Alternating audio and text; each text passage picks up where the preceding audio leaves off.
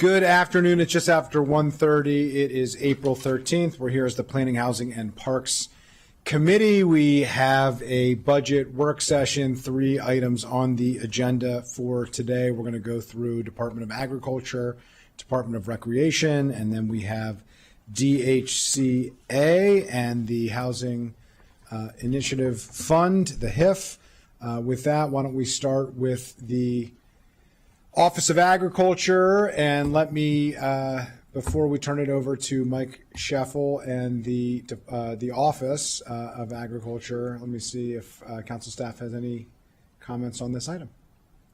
Good morning or good afternoon. No specific comments, just to note that this county executive is recommending a $1.6 million budget, no recommended enhancements, no recommended reductions, and council staff hasn't identified any either.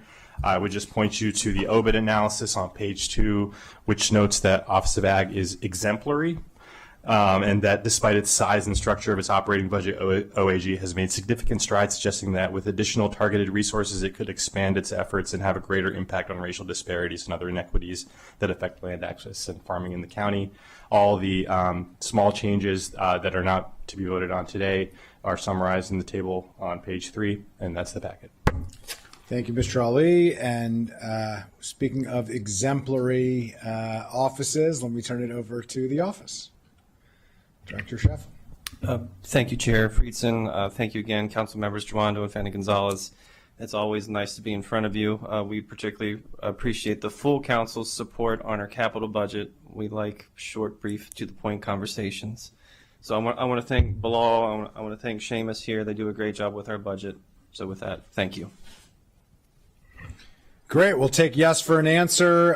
Congratulations and good work, and hope you can continue the efforts on the OBET. I think it speaks to your commitment to equity, and we really appreciate all of your work on the ResJ goals that we have.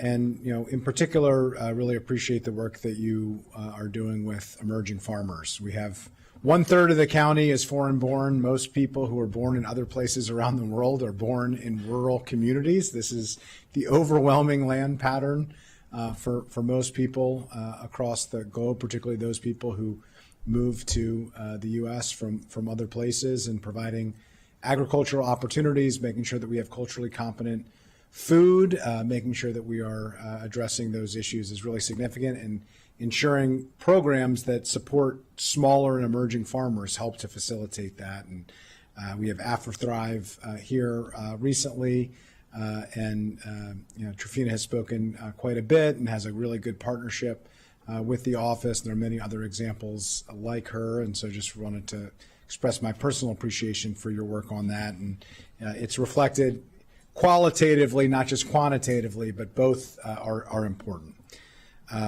With that, I think we are agree to agree here. We like non-controversial budgets, nothing on the reconciliation list to consider, and appreciate the work of the team and your continued leadership. And with that, all those in favor of this, please raise your hand. We have unanimous as recommended by the county executive. Appreciate it. Thank you. All right. May all of our budgets be this easy. All right, we're moving in the range of controversy, I guess, or at least discussion, I should say, not controversy. But we're going to invite up our former colleague, the once and current director, the returning son, so to speak. Welcome to Director Albernaz. Welcome to the team. Appreciate your work. Why don't we start with council staff to walk us through, and then we can turn it over to Director Albernaz to walk us through anything that he wants to highlight as we then go through the packet. So with that, let me turn it over to you, Ms. Cummings. Thank you, Chair Friedson. For the Department of Recreation's FY27 operating budget, the county executive recommends an increase of $2.9 million or 4.27% from the FY26 approved operating budget for the department, for a total of $71,442,894. The C's recommended budget includes $127,403 worth of changes that are being placed on the reconciliation list for the Council President's budget approach for this year.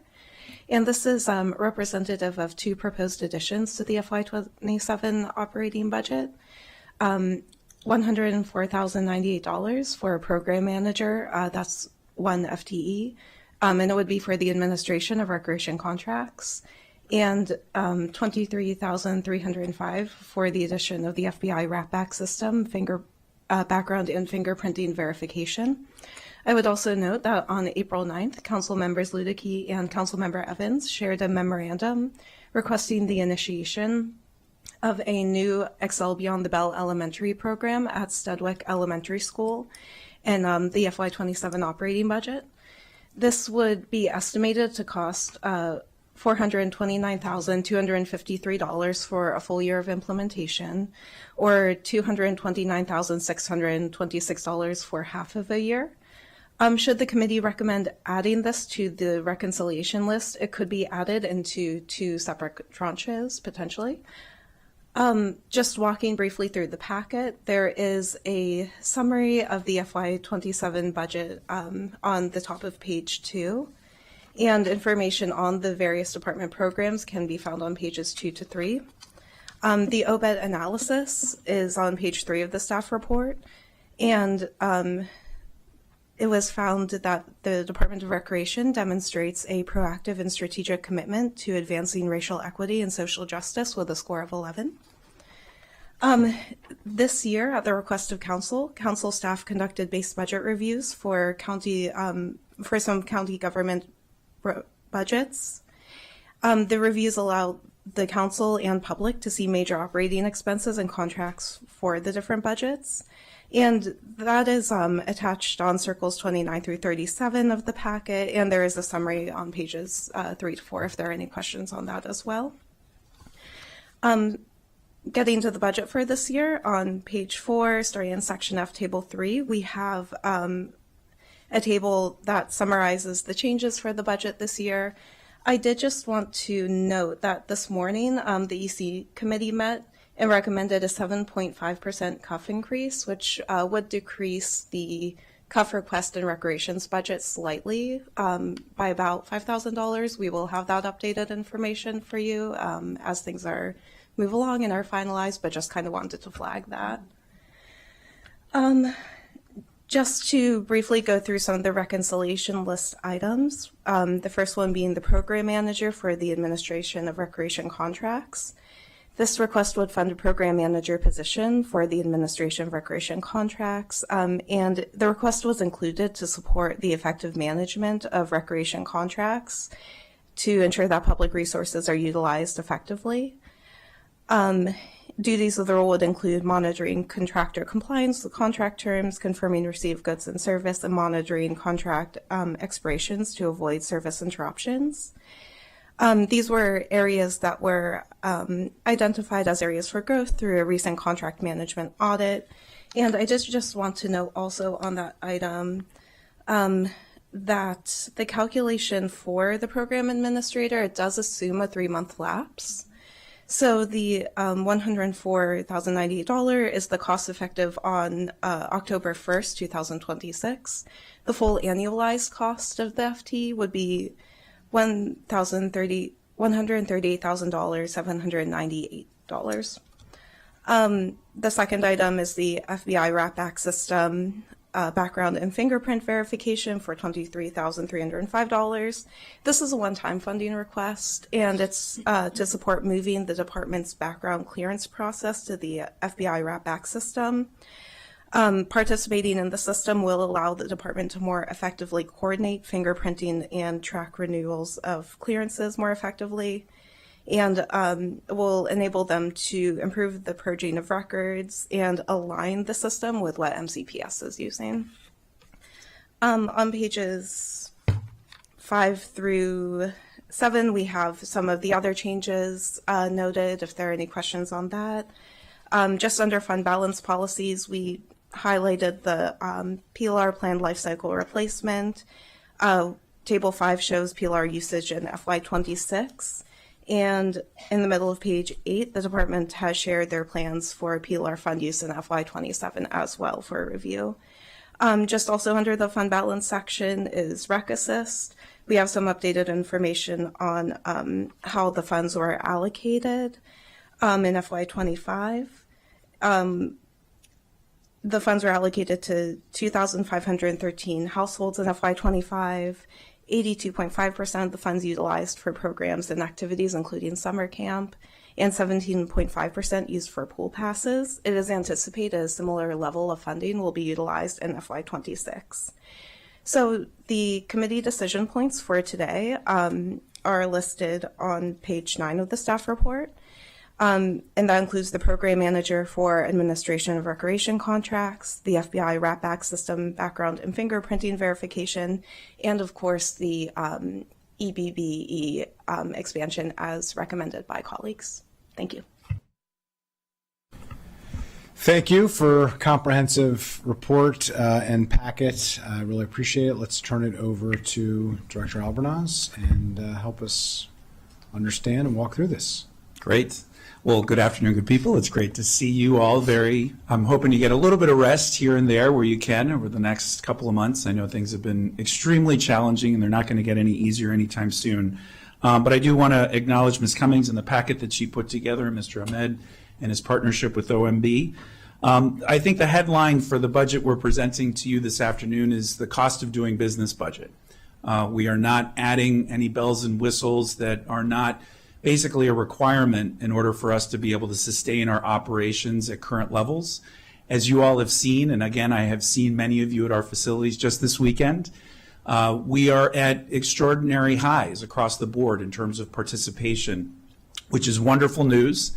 But in order to maintain our program offerings and our facilities, we're asking for these additions just to be able to maintain services at the current levels.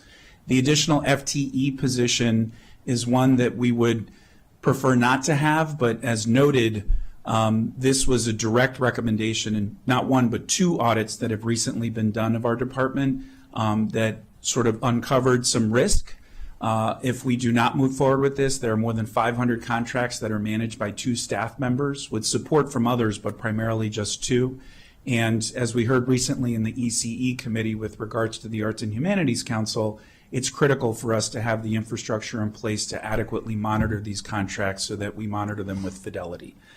The other thing that I will note is that there are some additions, such as the annualization of the seasonal budget for the Silver Spring Recreation and Aquatic Center, that again, it's an item that would just allow us to be able to operate the facility year-round.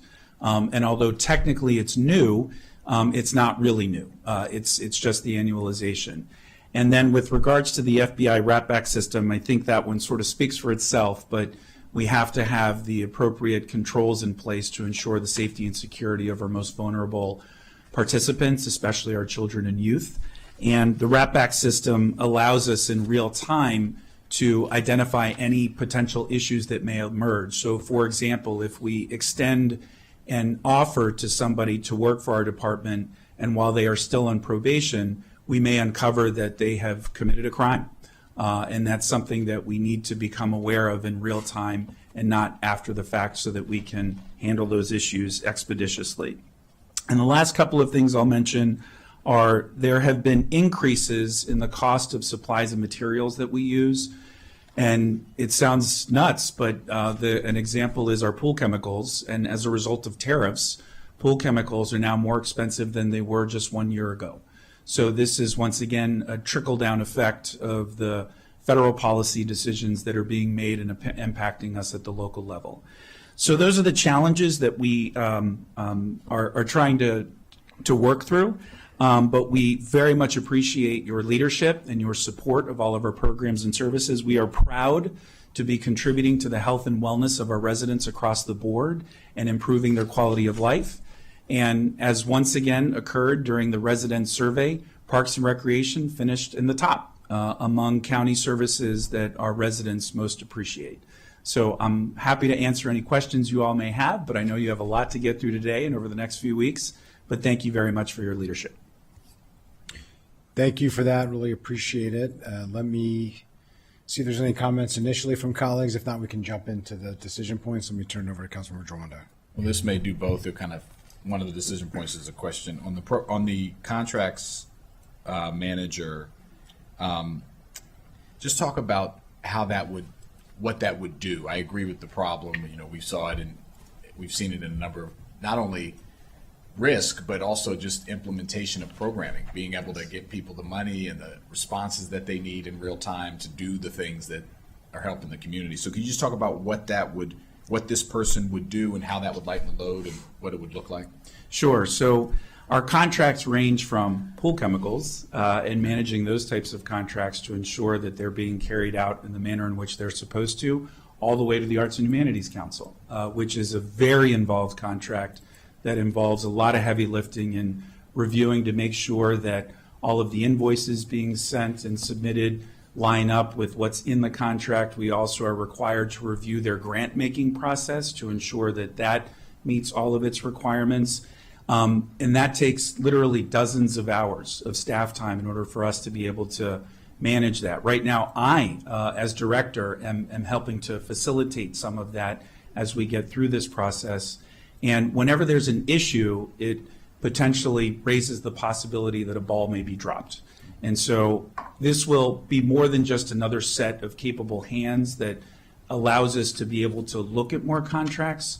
But I'm going to yield to my colleague and friend, Carmen Berrios, who heads up our administrative team, to talk more specifically about what this person will be doing and how they'll be working with our current contract monitors.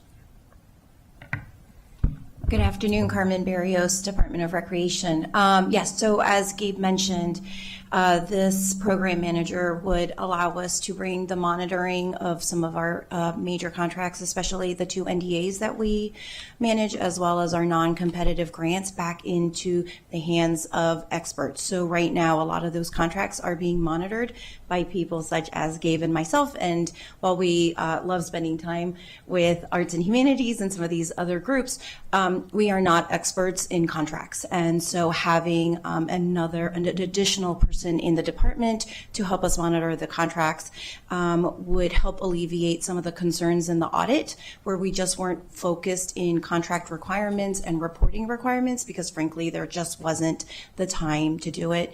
In addition to all of the supply contracts that we have, all of our contractors, all of our instructors are also contractors. So your private swim instructors, your yoga instructor, pickleball, those are all instructors that are on contract. They're small minority-owned businesses for the most part in the county. But whether you're teaching a swim lesson or yoga, it's still a contract that's coming in. It has to be properly vetted through risk management. We have to make sure you have the proper insurance. And right now, one program manager is responsible for administering all 608 contracts that we have. And so it's just not feasible. And when you compare it to other agencies in the county, our ratio is just not in line with what is considered reasonable. So would this be a person that divides that in half, or is it going to, basically you'd be cutting that in half and splitting it up roughly? Yeah, maybe not directly in half rate. The NDAs and non-competitive grants are a little bit more intricated than than a swim instructor contract. But yeah, we're going to divide the work almost in half. Well, I know there's a need. Still a lot. Yeah. The hours will be split in half, but maybe not the number of contracts. Correct. Because not all contracts are created equally. Exactly. Some are pretty clear and obvious. You are a yoga instructor, you do the hours, you showed up, you get paid. Others are a lot more intricate in terms of outcomes. I'll say also that where I'd like to get to and what we're going to work towards is not just checking to make sure, but looking at outcomes and ensuring that those are being met with fidelity as well. Because it's not enough just to make sure people are getting paid on time and that they're following those basic but important and critical administrative functions. But are we doing the right thing? How many people are showing up to those classes? Are there differences of who's showing up? And are we actually reaching into the communities in a way that is intentional as we hoped and as we wanted and as we programmed it to be, or is it not doing that? Yeah, I think that would be helpful. If you could break down what the contracts are, not for today. We're not making a final decision today since it's a reckless item anyway.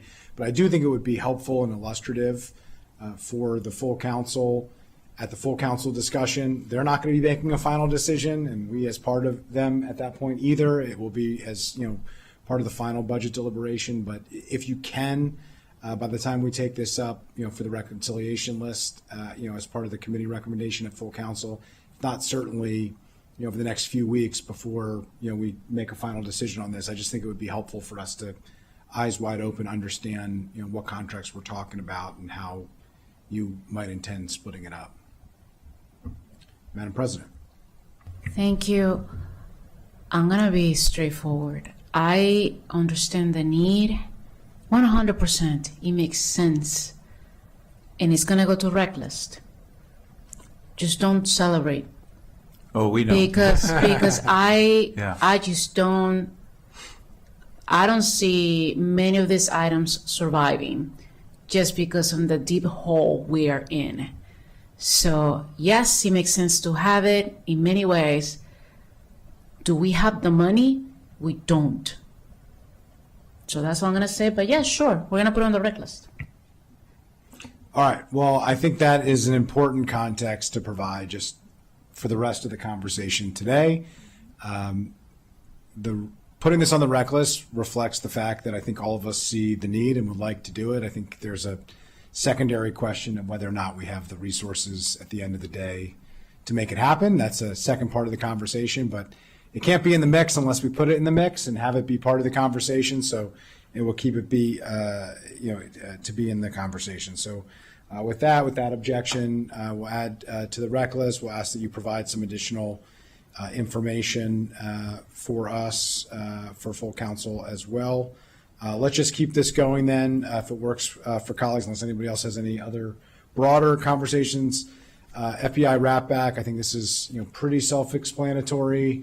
We had a long OIG conversation about this with rec participating with the school system and talking about these issues and background checks when we're having folks with our children. We want to make sure that we're vetting them to the extent that they need to be vetted to make sure that we're keeping our children safe. In particular, rec manages a lot of programs that touch children and that impact children and that are contracting folks to supervise and to look after children. So obviously this is a very important one.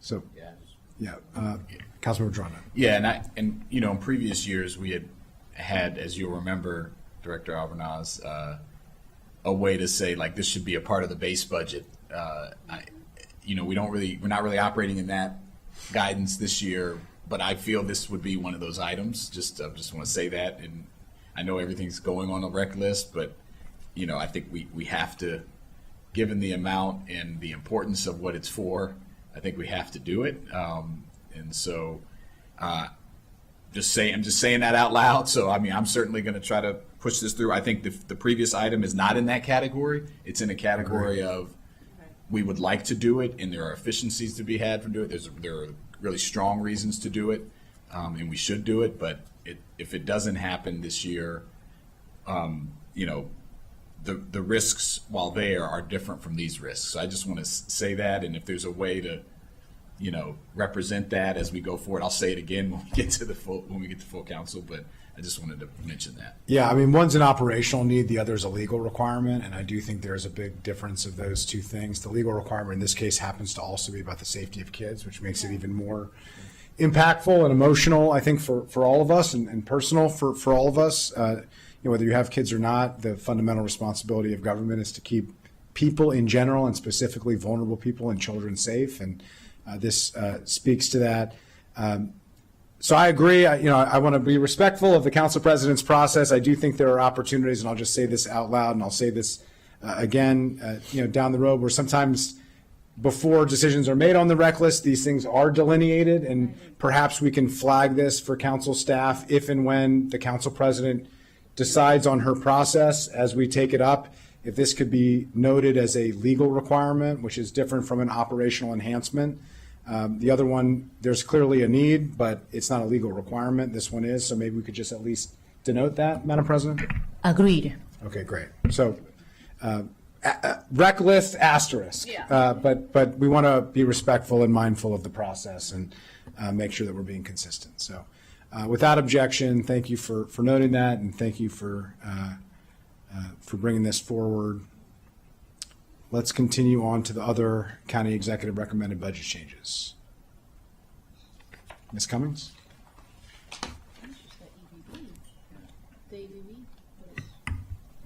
Absolutely. So other CE recommended budget changes include increased cost in the amount of $381,597 for seasonal temps. And this increase is to fully account for seasonal staff at the Silver Spring Recreation and Aquatic Center. The requested funding supports 6 months of staffing at the center.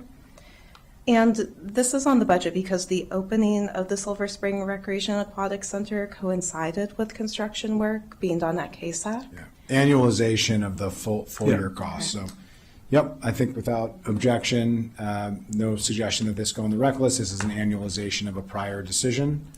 So let's continue. Okay, next we have increased cost for East County Recreation Center Food Bank contract escalation for $3,065. And this simply reflects a contract escalation with the East County Food Bank and would allow the department to continue providing space for the East County Food Hub at the East County Community Recreation Center. Great. I think we could take up all the next ones together, the EPACT increased cost, the maintenance contract escalation increased cost, and the teacher instruction contract escalation. These are all essentially the same category of things that we have to do, things that, are the cost of doing business, as the director noted earlier, and we are, without objection, agreeing that we have to pay the bill for, the requirements that we have. So without objection, that would be 2.2 through 2.5, if that's okay with council staff. To save you some breath, since you already kind of shared this, and we already heard from the director on it. Let's just quickly talk about the indoor pools on Memorial and Labor Day. This is a suggestion. It's a lot of strain on staff. Just want to clarify from my understanding, and for the public's understanding, we wouldn't be eliminating staff on these days. We would not be, we would be able to leverage staff to be able to properly staff the outdoor pools, because the demand on outdoor pools are so significant. The crowds are so big at outdoor pools over these holiday weekends that having to locate them at indoor pools that are almost, abandoned on those days versus the outdoor pools that are beyond capacity on those days, is that right? Or is it that would allow us not to have staff hours on certain places? I would say that's mostly correct. While there is usage of our indoor pools during Memorial and Labor Day weekend, we do direct as much staff resources, and it's not just our aquatic staff, because the lines, especially if it's a beautiful weekend, can be very long. So, but this is a slight savings. Not much, but we're trying to find it where we can. Yeah. And it will impact some residents, but we can direct them to our outdoor pools, and it is just 2 weekends out of the year. And you think it'll be an operational enhancement as well, because it'll allow for better staffing of the outdoor pools? I do. That's a good way of putting it. That's correct. We will. Yeah, the way I view it, that's how I read it and saw it, and kind of take the recommendation of this is an operational decision and enhancement that happens to have a slight, modest financial benefit, Correct. But it's really not primarily a financial benefit. If we had adequate staffing and more staff than we needed at the outdoor pools and no lines and no challenges, then I would view a $32,000 savings as maybe not worth the juice not worth the squeeze. But if we can take some of our most popular facilities that are way over capacity and have much better staffing complement to make them a little bit better to use and more efficient and have a better customer experience, sacrificing a smaller number of folks to be able to access certain facilities on those particular days, to me seems like the right operational decision. And the fact that it has a small, modest financial benefit to the county seems like a benefit, but not necessarily the primary rationale, for me at least. Great. Okay. Sounds good. I just wanted to understand that. I think we're good on that. And then the Metro access, if you have any comments on that, if not, I don't think there's any controversy here. So without objection on 2.7, the transfer from Transportation Services Improvement Fund of $10,000. Okay, great. Appreciate the list on PLAR. I did just want to note on PLAR, this committee has really leaned into PLAR quite a bit. We think it's really important that we take care of the assets that we have. This is a really important dynamic. We heard quite a bit of public testimony on this. I just want to say that this committee has been steadfast champions of that issue for the rec department, which hadn't even caught up to its pre-recession levels, which is unique to any other department across county government, and I didn't think was acceptable, and I know colleagues shared that view. And so ultimately, we've been pushing and advocating for that, and I appreciate the list. We previously haven't had a list to start. We've asked for the list. We've gotten the list. Getting the list in the beginning of the budget is a good practice, and I think is really helpful for residents to understand the impact of where these dollars are going. So I just wanted to appreciate that. So I don't think there's a discussion point here or decision point, but I just wanted to raise that. Okay, one question. Let me go back to Councilmember Giwando, and then we can turn to the EBB conversation.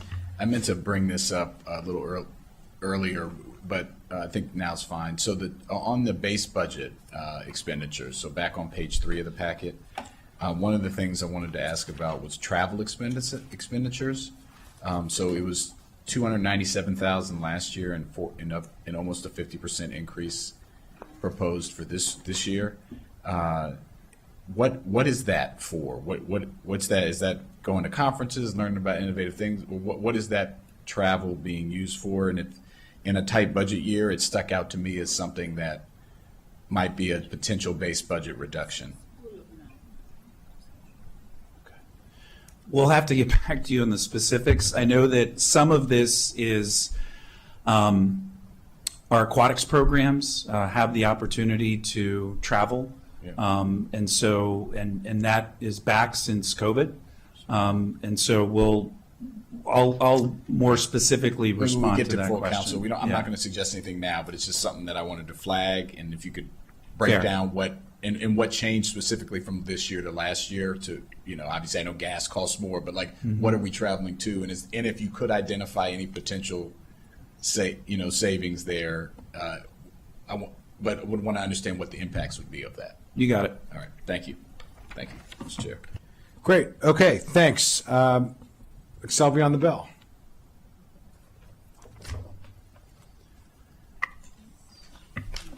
Absolutely. So on April 9th, Councilmember Ludicky and Councilmember Evans shared a memorandum requesting the initiation of a new Excel Beyond the Bell elementary program at Sedgwick Elementary School. In the FY27 operating budget, this would be an estimated cost of $429,253 for a full year of implementation, or $229,626 for half of a year. And this could, as I mentioned earlier, be split into 2 tranches for the reconciliation list per the committee's purview.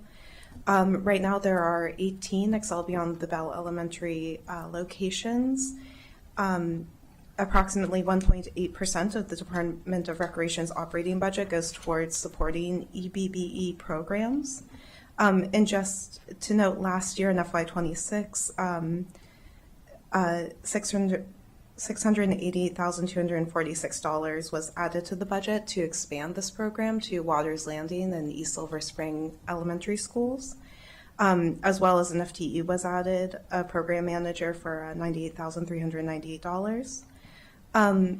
When asked where Sedgwick falls on the list for future program expansion priorities, department staff noted that Sedgwick ranks mid-high on the Strategic Program Index in terms of priority and qualitative scores. And just one additional note, a recreation specialist and seasonal staff complement are required to run an Excel Beyond the Bell program, with the model being 1 recreation specialist per 2 schools. Great. Let's hear from the director first, and then we can hear from colleagues on this. Sure. Excel Beyond the Bell obviously is one of our signature programs. It's one of the programs we're most proud of. We have worked hard on making sure that the program is implemented with fidelity. It's also tracked very closely for its outcomes. We recently re-entered into an MOU with Montgomery County Public Schools where we are able to track the truancy rates of participants of the program. We're able to track grades of the participants of the program. And some of the direct benefits are straightforward. We're providing wonderful meeting opportunities for kids to be able to engage in positive activities with caring adults where they're continuing their learning from the day after school. But the other secondary but equally as important benefit is this provides some additional hours of work for teachers who can get more time with the students that they work with during the day. We also provide robust trainings in positive youth development that are actually bus drivers end up participating in some of the various trainings that we have, just as one example. So, and the other very cool component of Excel Beyond the Bell programs is we're very intentional through partnerships with organizations such as Action in Montgomery to organize the parents. And so it's been a success across the board. And the other thing long-term that we want to achieve through the EBB model is to begin programming at the earliest ages possible and then tracking these kids as they go through middle and high school. So we establish relationships with them early on and then support them all the way through until young adulthood. And so that's why investments at the elementary school level make so much sense. We very much appreciate all three of you who've been extremely supportive of this model for many years now. And I'll just thank publicly Council's members Evans and Lukey who've been doing their homework on EBB programs, and we think Sedgwick would make a great addition. Great.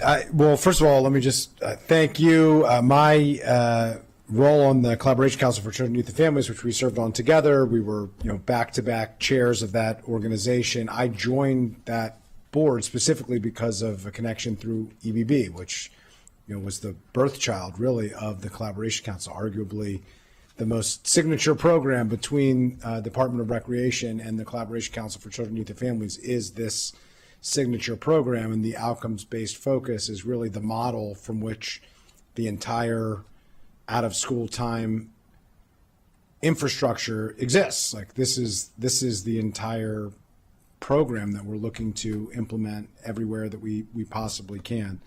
So I'm a huge believer in EBB. This is obviously a very needed school site, 92% farms rate, which obviously is a need. That's where we want to ensure that these programs are available. According to the memo, the only option for families being more than $700 a month for out of school time for families is unaffordable to even families of means, much less families who are eligible for free and reduced meals, which is nearly every single family at this school. So hugely believe that if we are going to move forward and expand, which we have historically championed significantly, that this would be the obvious area to look at. It is a significant amount of money and a tough budget, so I just think we have to weigh that. But just want to express my support for this program and my appreciation for the proposal. Happy to open it up to colleagues for discussion, then we can make a decision on this item. Madam President. Obviously, I'm a strong believer of EBB, and I do agree that Sedgwick is a great candidate because of the profile of the school, of the people who go there. Yes, I'm support of placing in the rec list. So. Great. Councilmember Dronda. I'm also in support, obviously, huge caveat that we're going to have to make difficult decisions, but one of the reasons I brought up the travel is if I can get some money from some other places, then, this would be a super, super, super high priority. As you know, Councilmember Alvarez, you were on the E&C committee with me the last several years, and even before that, as chair of HHS. If we have 18 EBB sites, I think, right now, my former school, Oakview's on there. If we had one priority, that I want a program like this at every school, and that needs it. And We've been working really hard. I remember when we first got on the council, it was how do we expand to South, how do we expand? There was always a big effort. So I hope that we can do it. I will just ask, as far as the priority list, we're going to have a joint committee later on out of school time in the budget process.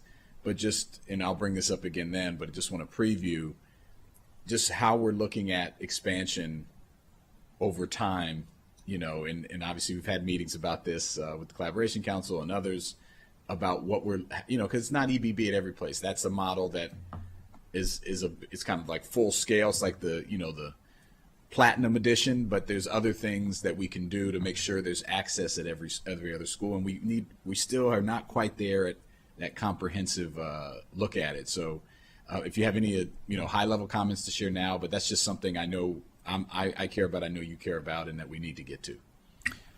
Thank you for that question. Clearly, sustainability is a huge issue because, although this budget year is tough, the next 2 or 3 aren't going to be any easier.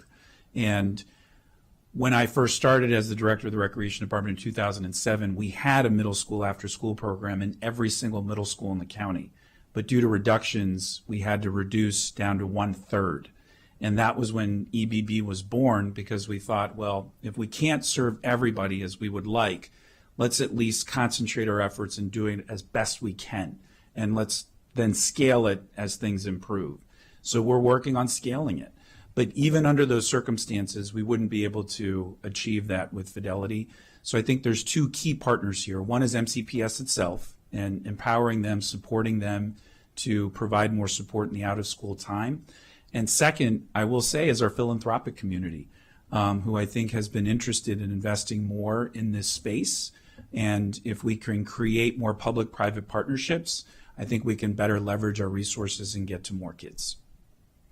Yeah, I appreciate that. I mean, that was the original idea and plan. That's actually how I got into it. It was through a philanthropic partner that helped to spearhead the beginning of EBB through the Collaboration Council that helped with some of the seed funding originally. I think we've gotten out of that model, but that was originally the vision of this. But this was supposed to be a public-private partnership to serve the needs of those who need it the most, where otherwise wouldn't have access to these types of out-of-school time and after-school activities, and do it in a way that leveraged philanthropic support, public-private partnership, and community buy-in to ensuring access to every student, whether it's ones that are provided through these types of interventions or ones where their family can afford the $700 after-school program, which is very unaffordable to most. Unfortunately, I think we've gotten out of that. I think we have to get back into that focus and that level of partnership, because I don't think we're going to be able to scale to the extent that we would like with government alone. The back to normal pre-recession, pre-COVID, there is no back to normal. So I do think we have to rethink that. My only question on this would be, because this is so difficult, because of the comments that I heard the council president making earlier, which I really appreciated, is there another option here? Not to say that we shouldn't put the whole thing on the rec list, but is there a tranche option where if you can fully scale this program at the full cost, let's do it? But if we can't, is there a smaller version? Is it fewer students, or is that not scalable? Is it, a smaller version of this? Is there another option here so it's not all or nothing? Because I am a little concerned if we set this up as all or nothing on the rec list with a fairly sizable price tag, that it's going to be pretty difficult in the end. And I will say, I think the memo from colleagues was so compelling that I'm just very concerned that if nothing happens, then that would be a missed opportunity if we can't get everything. So in the past, especially during those difficult times, we handled that a couple of different ways, and maybe we can do that here. One, it does take a while for us to ramp up an EBB program. We have to get to know the students, we have to get to know the families, we have to promote and market the program. So it's not like September 1st arrives and we just press a button, the program starts. We do need a longer lead time to be able to implement the program. So typically, most EBB programs start after January anyways, in terms of, now then that becomes an FY28 problem because then you annualize it. But at least with regards within FY27, that would actually better reflect the the implementation of the program and give us a longer runway to be able to start it. That's one.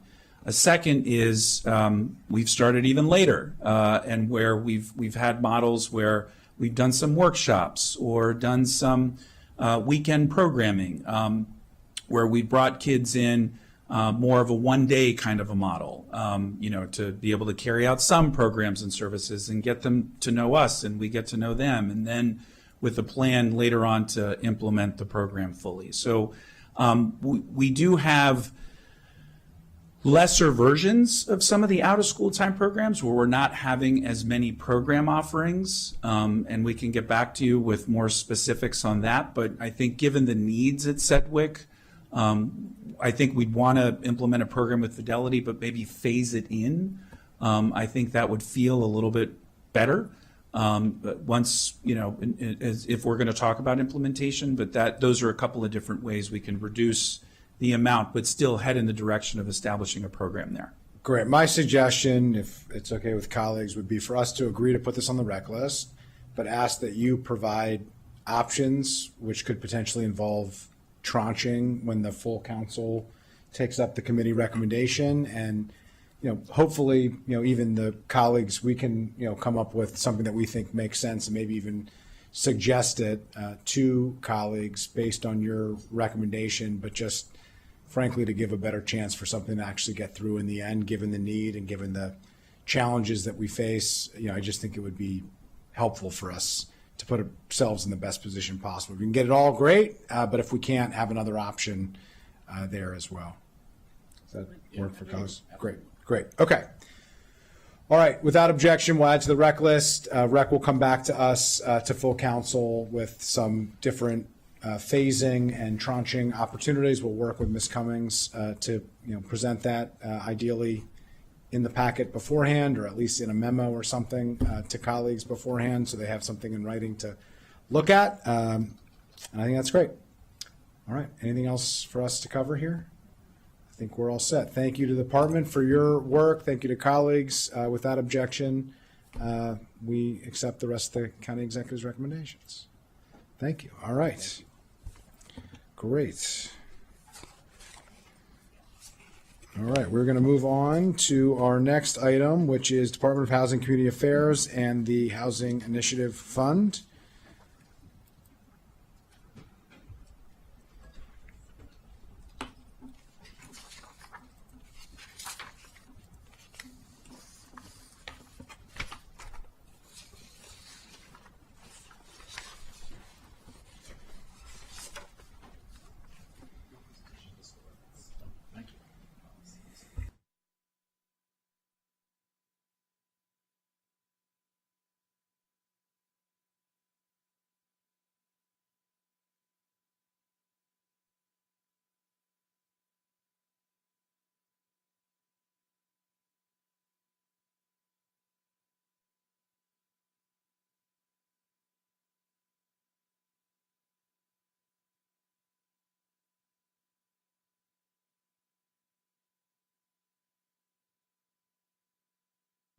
All righty, we're going to have DHCA come up to the table.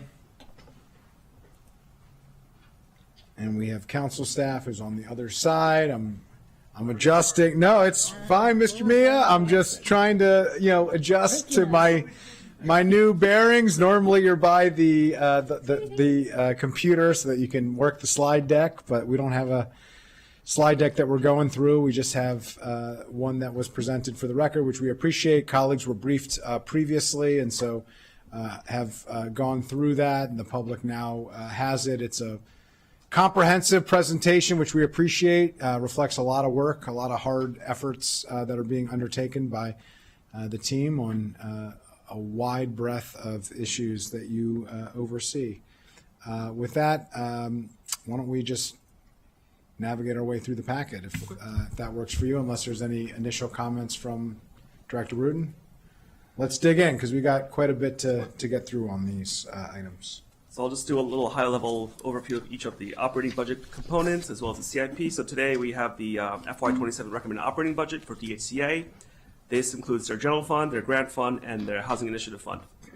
We also have Three CIP items in the packet, but there's actually a fourth item which I'll verbally address later on, relatively minor, which I previously emailed the committee members for the AHOF CIP. But we do have several CIP items. These are March amendments that came over on March 15th that require committee vote as well. On the operating side, the executive is recommending an overall funding level of $77.7 million for DHCA, again, across all three funds, operating funds. This is actually a decrease of $5.9 million over the FY26 approved operating budget. That decrease is being driven by decreases in the HIF, which again, the HIF is now supporting a higher debt service for FY27 as a result of a higher amount of taxable bonds that are being issued this year in FY26. So the HIF has less resources on the operating side to account for that additional debt service. On the general fund side, there is an increase of about $1.3 million overall. This includes two new positions that are being requested, both relating to implementing council bills. There's also about a little over $300,000 in what was previously funded in the grant fund, shifting over to the general fund as well. And then there's a small, minor 2.5% increase for general fund funded contracts administered by DHCA, about $14,000. On the grant fund portion, no significant programmatic changes. It's really just same service levels with minor cost increases. And again, that includes a shift of FTEs from grant to general fund as well. And then on Housing Initiative Fund, as I mentioned, debt service has increased somewhat by about $6.4 million to account for additional taxable bonds being issued this year that the executive and the council approved last year. Other than that, there's no significant programmatic changes on the HIF. And so that we will discuss recordation taxes and rental assistance programs in more detail on April 29th through a joint HHS PHP session. So the HIF operating budget discussion today will have an overall number for rental assistance programs, but we'll talk more in detail as to where that money is going to what programs on April 29th. And then in terms of the four CIP amendments, one is the countywide facade easement. Executive is recommending $600,000 in state aid in FY27. No significant issues there. On the White Oak commercial area improvements and revitalization CIP, the executive is recommending $75,000 in state aid in FY27 to align with the actual award that's been received or announced.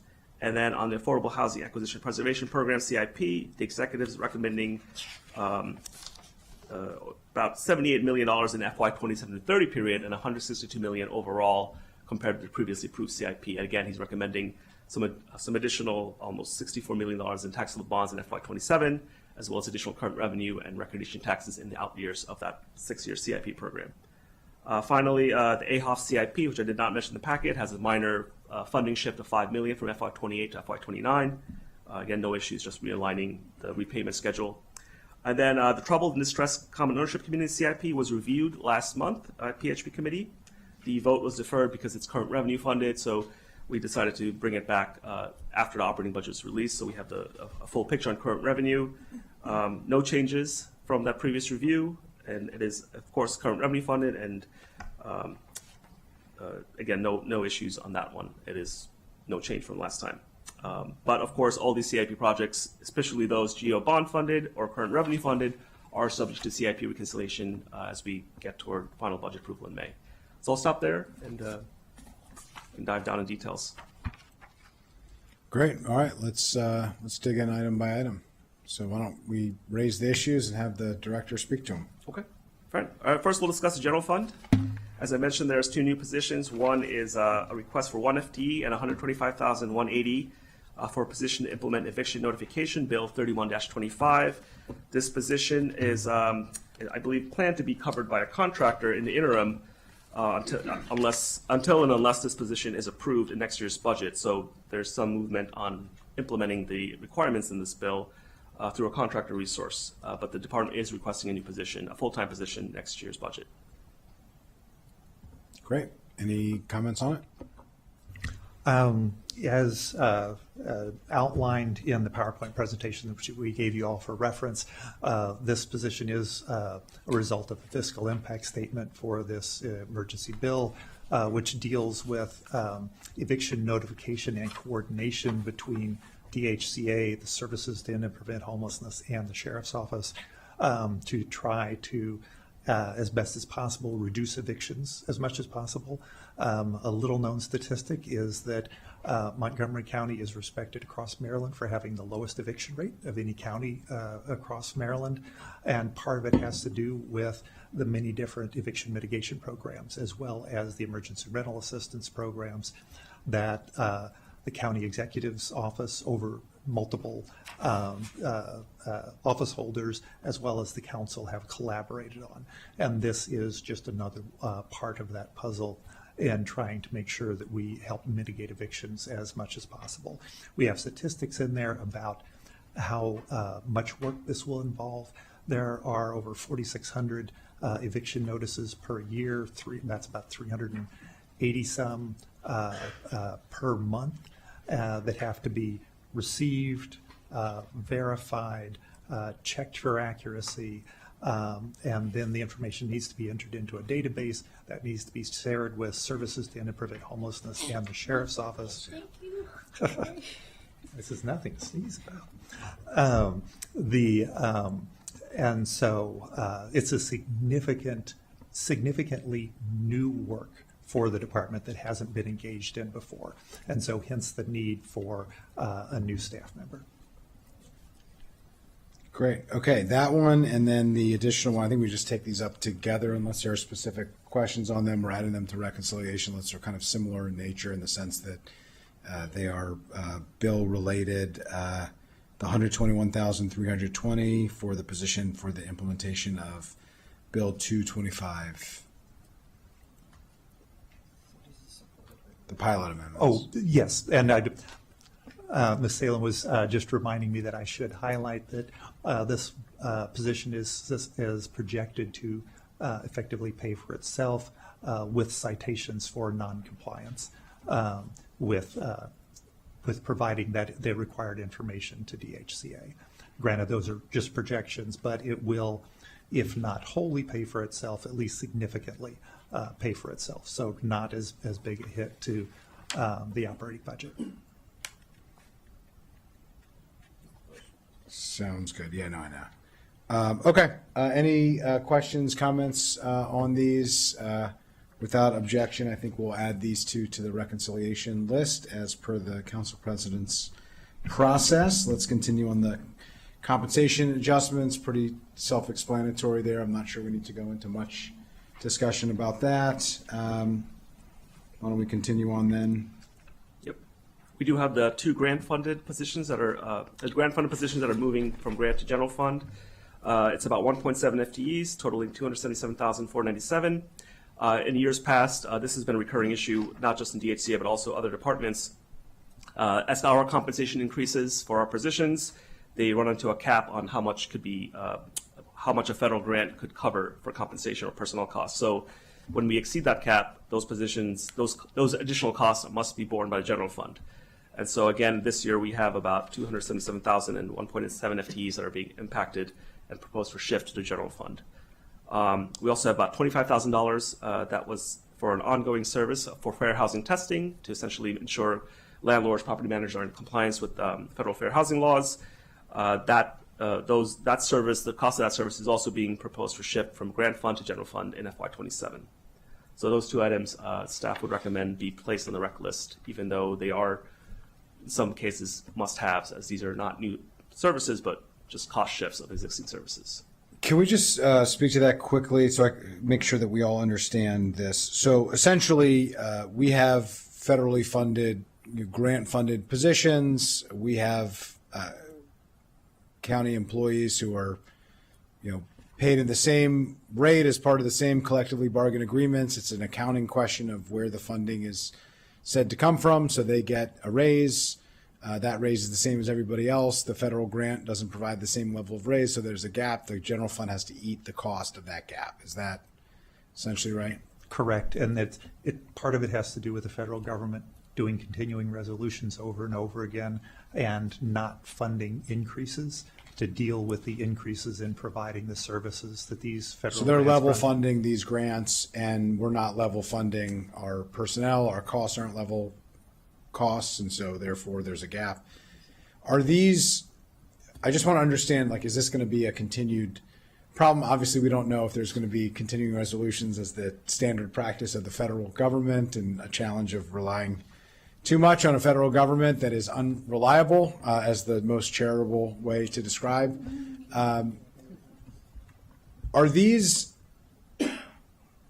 because we already have the grants and have already applied for the grants, and so therefore we can't ask for the correct amount of money, and then if we have a new grant, this will be resolved? Or is this gap of this is the amount that they pay for this service, this is the amount they pay for personnel, and our costs for personnel and for services are higher than the federal amount, and so no matter what, we're always going to have to eat out of the general fund a portion of a federal grant-funded position?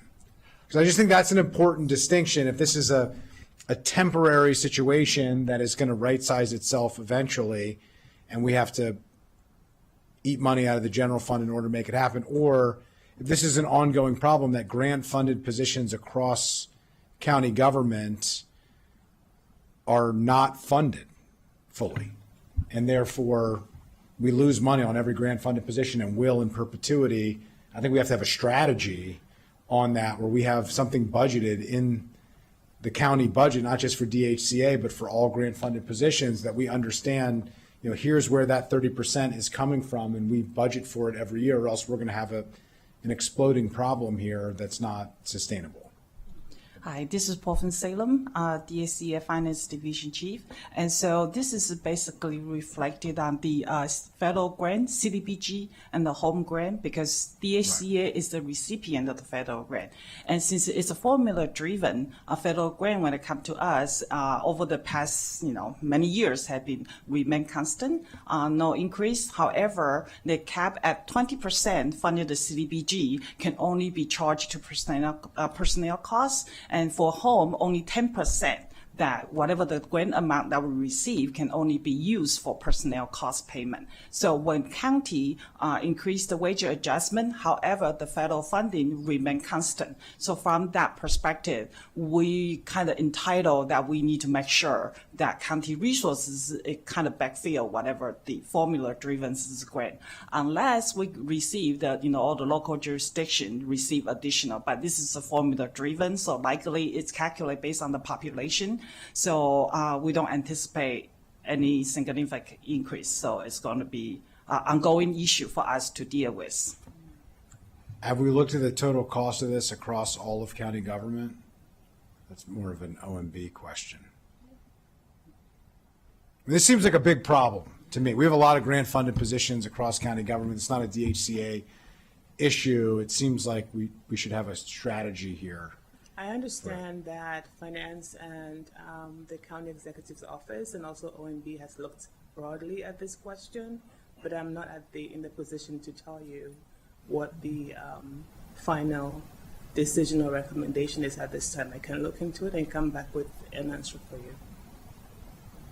Okay, well, could I formally request that? I'm standing next to the council president. If it's okay, I'm happy for it to come from her, from the committee, or because I don't think it's just a committee question, actually, and it's not really just a personal request here of something that I'm interested in. I think this has a broad application. I mean, it's not going to impact my decision on this particular thing or this committee's ultimate recommendation, but I think we have to have an understanding of how the executive, OMB, and finance are treating this issue, because I think it is a challenge as we take up the budget. Yeah, please, Madam President. I thank you so much, the chair, for asking this question. I would just add that we will need that analysis ASAP. And I'm saying by Friday, to give you a deadline, even Thursday, of how this is impacting not just this department, but every other department. I'm thinking HHS especially. I will definitely bring that up to management, and then we'll have an answer for you in good time. Thank you for that. We'll ask council staff maybe make sure that the leadership has that as well. Councilmember Drawando. Yeah, I appreciate the line of questioning and the issue. We had ENC this morning, and we raised, for example, that the school system's losing $9 million in federal funding. And I said, well, where's that coming from? It's mostly coming from Title I funding to low-income schools, teacher training funding. And so they had, that's grant funding. Those are federal money. And so, for example, they shifted some of the Title II funding and Title I funding to the base budget in their request. And we talked about that. I think we would want to know similarly if and when there has been grant funding that has been drawn back, or if we expect it to be drawn back, what would you, we can't supplant everything, I would imagine, but what would you switch over, what have you switched over? And I think we'd want to know that by agency, yours included. So just adding, I totally agree with the request. So if that's clear, hopefully, I think that would come back in what you're talking about providing. Yes, it's absolutely clear. Okay. We'll bring this up to management. Thank you. Yeah, and just to let you all know, for this coming fiscal year, we have remained relatively flat. We got a little bit more home, a little bit less CDBG, and so they're not cutting back. They're not pulling back. Or I guess one of the things that the federal administration is trying to do is to devolve. To cut some programs, but also to devolve responsibility for programs to state and local governments. But we haven't seen that yet with CDBG and home. Okay, great. Well, thank you. Appreciate you following up on that. Let's continue. Okay. As I mentioned, there's a 2.5% inflation adjustment that will be centrally or separately decided by the full council for all county departments. For DHCA General Fund, it's $14,156. So that'll be determined at a later date. I did want to talk about the General Fund portion of DHCA's operating budget, which also collects revenues. The revenue is projected to decrease by $1.3 million FY27, or a little over 10% versus FY26 approved level. There's no fee rate changes in any of the fees. What's happening is on the landlord-tenant fee side, which includes a rental licensing fee, and this is a fee that rental units pay every year to register with the county. That number is decreasing by $872,000, or 7.9%. This is due to technical errors, I believe, that led to an overstating of the number of units that could be registered. And then the other major fee decrease is on the short-term rental registration fee side. That's a $500,000 decrease, or 71%. There was a significant reduction in the number of short-term rental units that were estimated last year in the budget. As DHCA stood up its program, they discovered that the number of units are far less than the 1,400 that was originally estimated when HHS had the program up until last summer when it was shifted to DHCA. The actual number of rental registration units, I believe, is around closer to 400. Or go ahead. Yeah, please go ahead. So we can deal with those each in turn.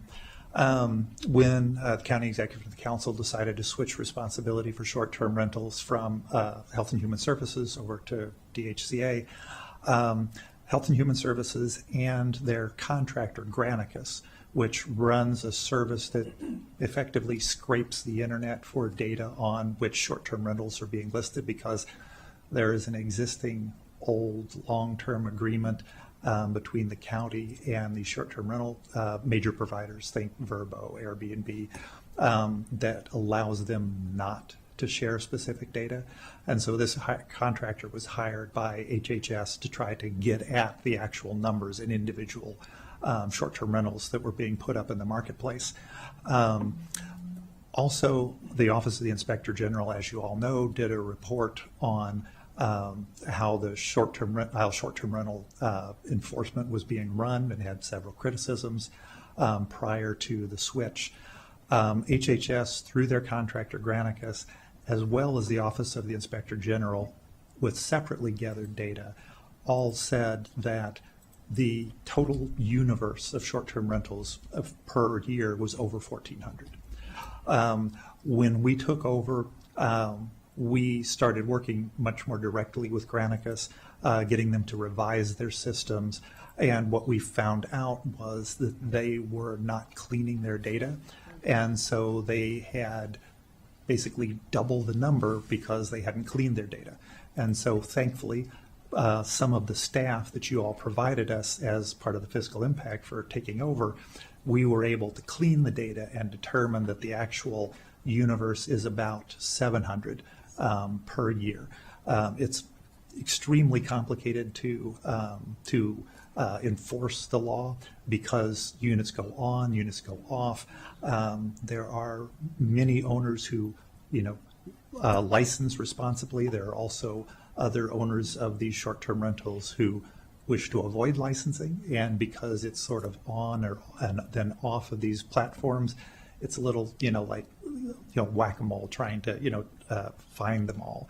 And so that has all led us to the significant reduction in the estimate of the total universe possible. We have significantly increased the number of licensees. We're getting on the positive side of 360 some, and we project that we'll have over 400 in the coming year. And our goal is obviously to get up to the licensing rates, in the 90s that we have for regular rentals. But a lot of it is dealing with the complexity, trying to get the contractor to revise the coding for the service they provide to go beyond what they normally, provide to governments across the country, and to do our own data cleaning and our own, investigative follow-up. So that's the issue with the difference in the estimations for short-term rental revenue. I'll hand over to Ms. Salem to talk about the technical error that was made. Can we just stop there? Let's. Oh, sure, I think because they are slightly. I mean, they're similar, but they're slightly different. So I think let's absolutely dig into this for a minute, and then let's go to the next one if we can. Sure. So I just want to make sure I understand. So you had a amount of money that you thought would be generated from licensing fees because we were doing nothing when it was in DHHS effectively. We realized that we had provided enforcement to a department, but no enforcement was actually happening. Now we're moving forward with enforcement, moved it over to your department. You were told, based on the contractor and the prior department, they said, we haven't done anything on this, but here's the universe of folks that you could be collecting from. You assumed that you were going to collect from those people, and it turns out that number was way off. And it's probably half, it sounds like, of what the number you thought, and you're collecting from like 2/3 of the folks that are actually there, half to 2/3 of the folks that are actually there, which means that we have a massive 72% reduction in what the revenues that you thought you were going to collect, which is basically 2/3 of a half, essentially. Yes. Is that right? I mean, Yes. just to make sure I'm understanding. To the contractor and HHS's credit, OIG, when they did their own separate investigation, they came up with a similar overestimate based on their conversations and data gathering from. Well, they probably took the number from the same place that no, you did. actually, they reached out directly to the marketplaces, Vrbo, Airbnb, to try to separately verify the data they were getting from HHS, and their count was actually higher than the HHS amount. And so it gets to the difficulty when there's not a requirement for these marketplaces to turn over their actual data about how hard it is. Does that mean to that there's more that are determine- unregulated? Say again? Does that mean that there are more that are unregulated that you're aware of, or does that mean that there actually are fewer?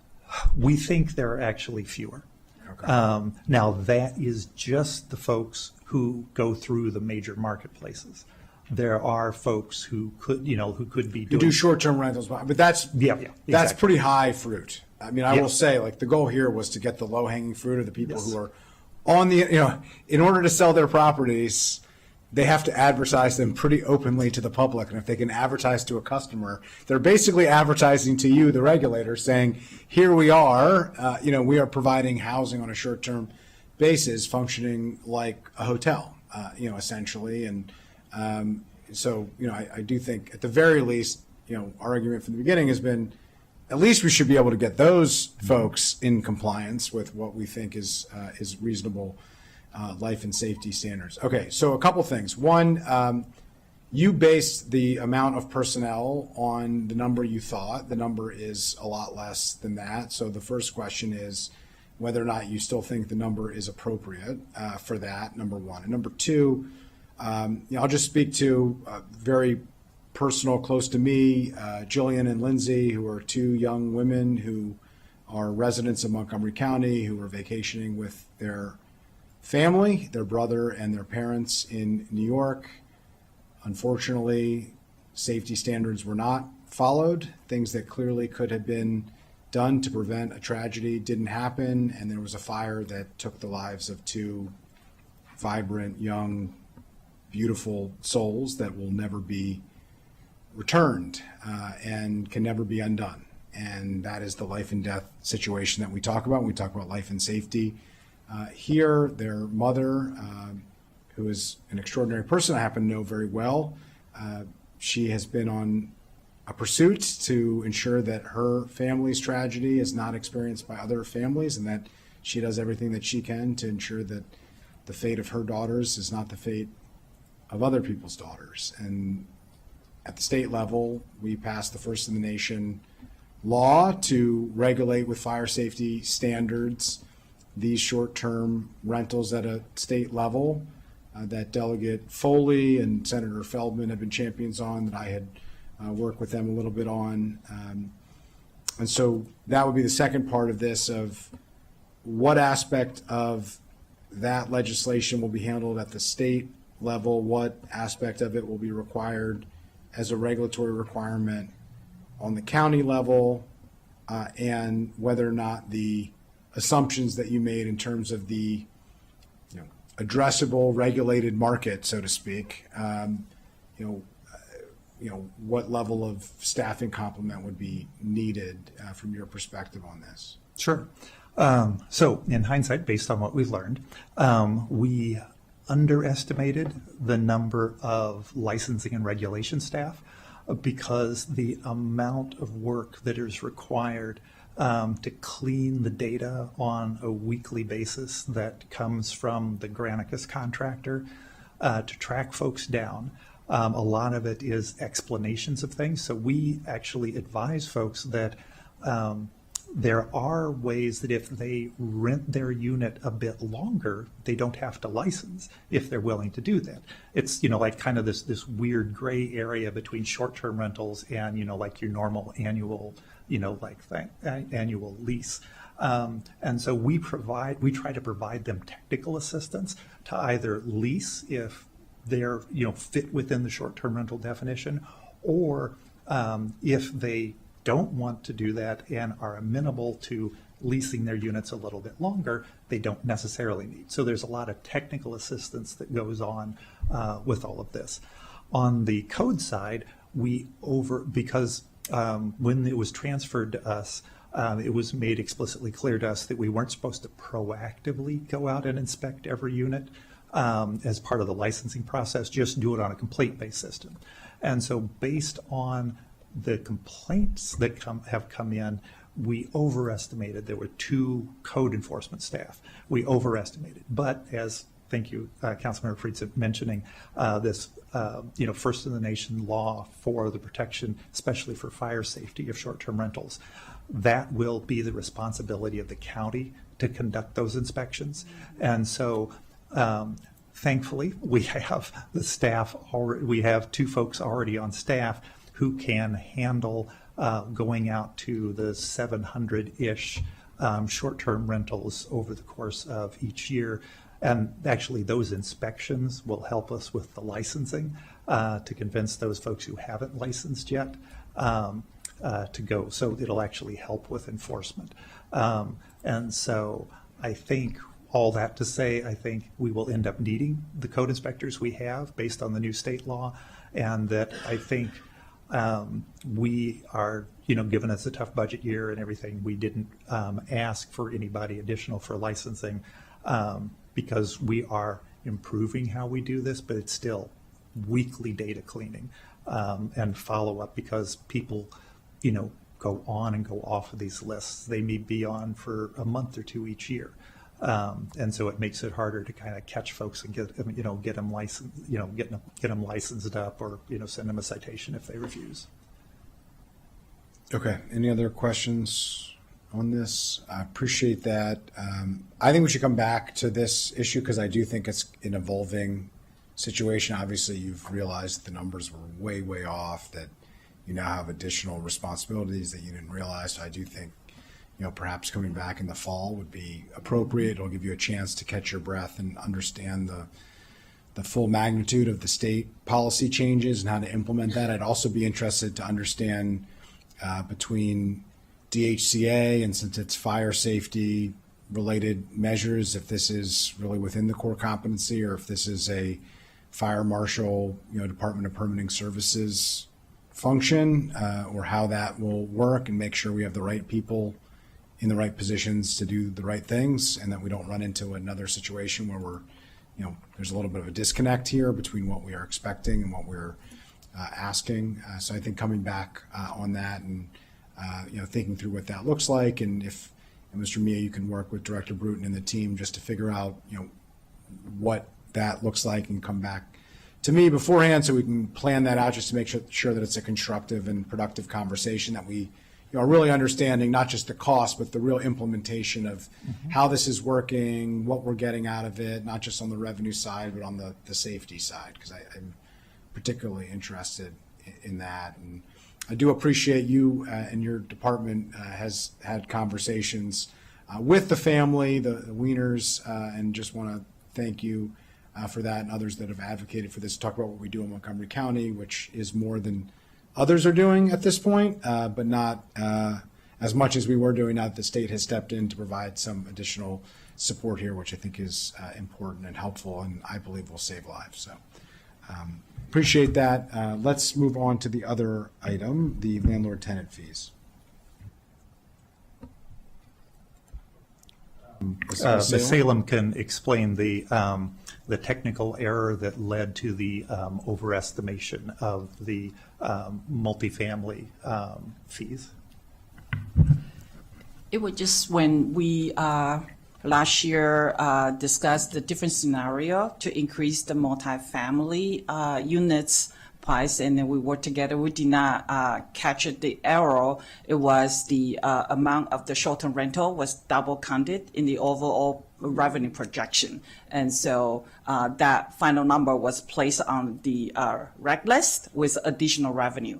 But for FY26, we have currently collect more than $500,000 in the multifamily licensing fee compared to a year before. So even though with that error in the revenue projection for FY26, the department continue to collect the multifamily units, and we have seen the number actually come out a little bit higher, at the same period night. Look at just the number before. So we are working towards the goal, but it's just because the last year when we estimate the revenue working with the council staff, and then we did not catch that error. Okay, so I just want to make sure I understand. So it was about 1.3 million in additional revenue that you were projecting, and you ended up with about 500,000 instead, additional revenue from the new positions that were supposed to generate all the additional revenue? So the revenue was overstated. It was about 1.3 million because it double counted the short-term rental number included in the overall multifamily revenue projection when we increased the $6 or $8 additional, I forgot the number. But right now, if I look at the number of the multifamily units that have collected in FY26, the amount that we received today compared to a year before, we have seen additional $500,000 being collected. All right, so even though you double counted, if you take out the double counting, then your math was better than you expected. Is that essentially what you're saying? Yeah, we did a better job at collecting multifamily fees, which you're good at collecting. You're bad at math, I guess. Or counting is the standard. We had too many scenarios to work through. I think it's like hard for people to hear that we're so great that we missed by $500,000 here and 800,000 there, and people are we're patting ourselves on the back to say how smart and how great we are. I mean, I think I'm not trying to be disrespectful here, but I also think we have to be honest. We screwed up, and I think we have to own the screw up. My only concern here, one is you got to fix the math. Obviously, I think you've fixed it. I'm glad we identified it. That's the most important thing. The second thing is we've been adding positions, a lot of positions in DHCA. I mean, we have massively increased this department in a way that almost no other department has been increased by headcount. And one of the things that has been argued for the increase in positions has been the revenue that was going to be generated by a lot of these positions. And it is a little concerning to me that we have over-expected in a number of instances, honest mistakes, be it as they may, but that is a challenge and a concerning dynamic that I don't think we can afford to continue to do. So I guess the question is, how do we avoid that? Because one of the premises of the expansion of the positions has been the revenue generation. The revenue generation has come dramatically short of expectations.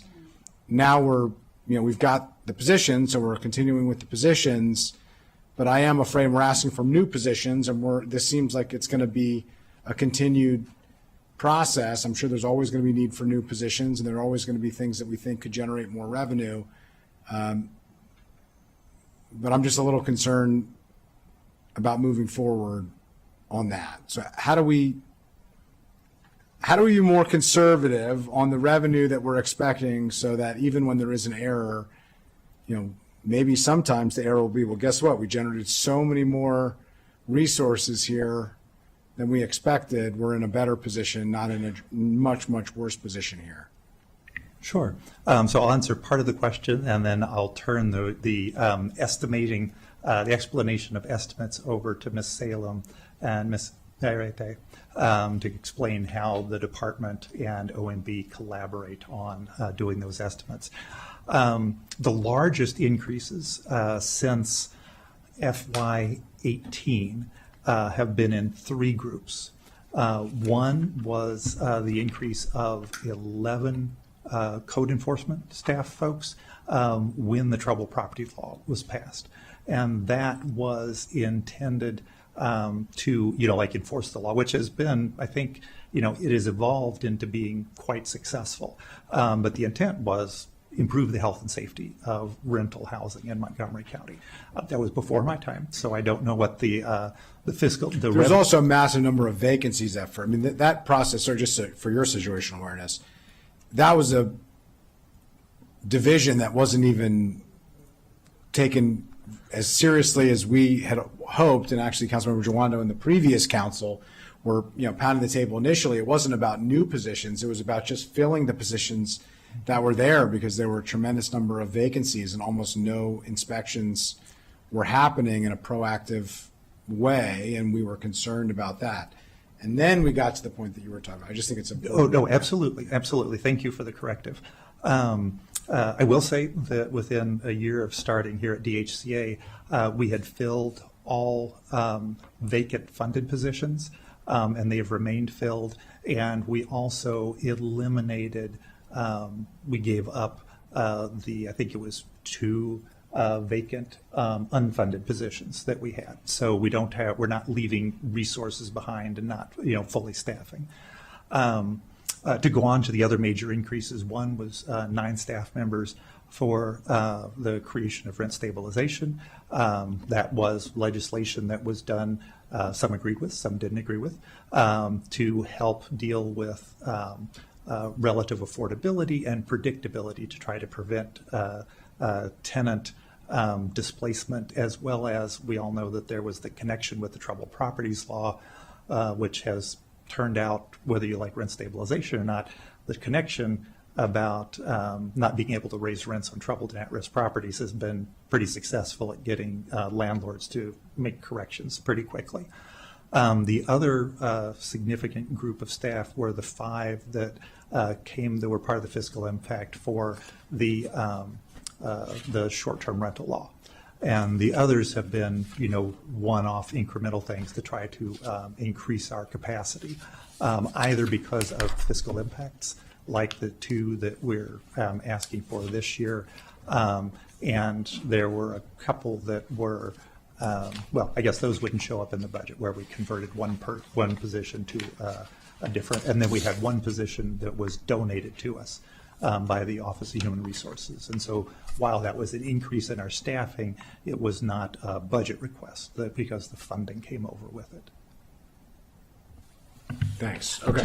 I just want to add a little bit, because if we look at the actual revenue collected under the licensing fee versus the actual spending, paying for personnel costs and revenue, actually, we have a surplus of a couple $100,000. And I share that data with Council Step, Mr. Mia, so you can take a look at that.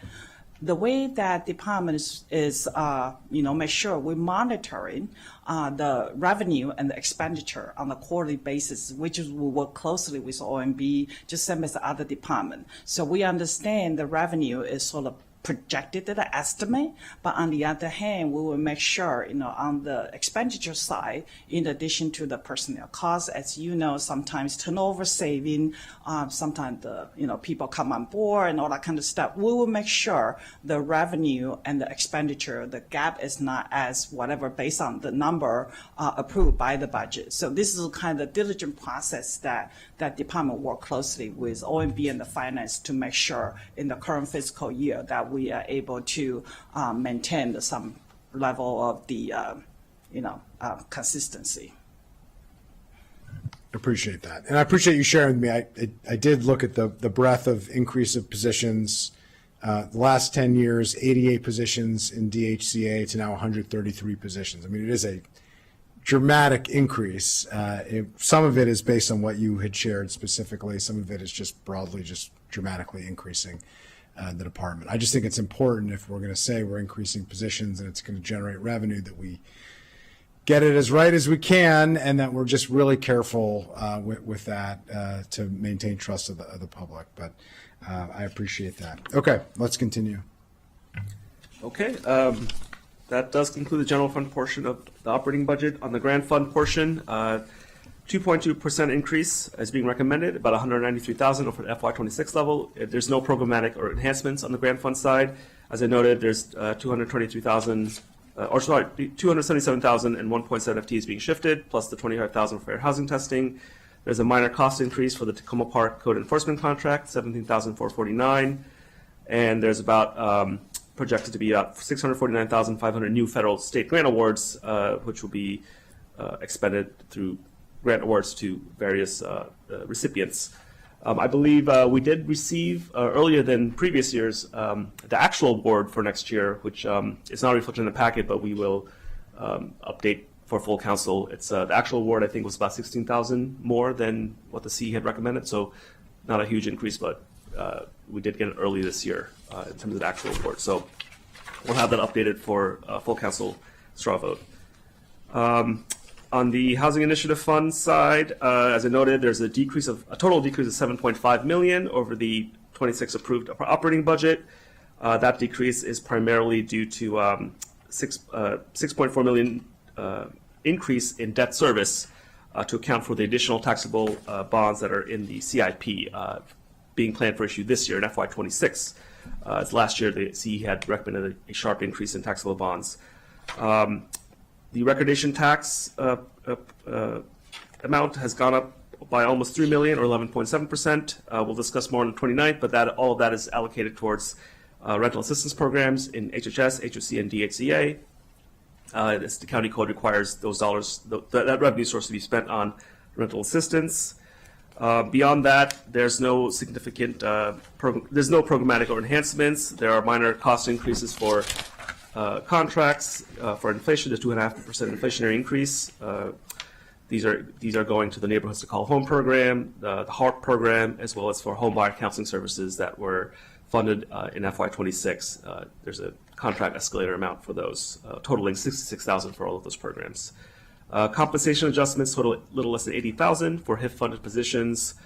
Going back to the debt service, so debt service to account for the additional bonds in the CIP is essentially impacting operating expenditures. In this case, for 27, because of the 6.4 million increase in debt service, the amount program for affordable housing loans in the HIF has gone down from by 10.7 million to 1.6. So these loans are essentially cash going towards affordable housing development, same as the bonds that are in the CIP. So same purpose. It's just a matter of the CE is deciding to use the cash to leverage debt and pay the debt service for that purpose.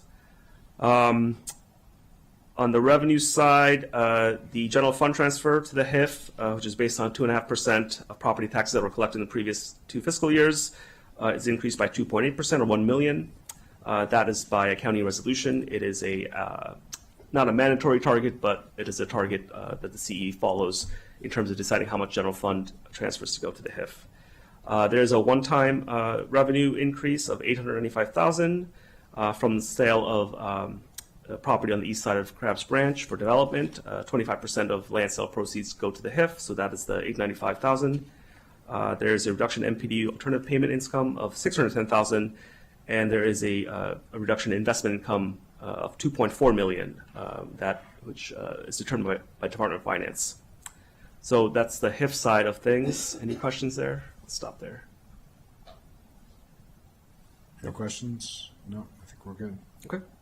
And then on the CIP side, as I mentioned, countywide facade easement has $600,000 stated in FY27. White Oak Commercial Area Improvements has $75,000 stated in FY27. No issues from staff's perspective on those two. On the Affordable Housing Acquisition Preservation Program, the CE is again recommending additional taxable HIF bonds in FY27, as well as increased dollars in FY28 through 32. Altogether, when we look at the previously approved CIP, he's recommending an additional, bear with me here.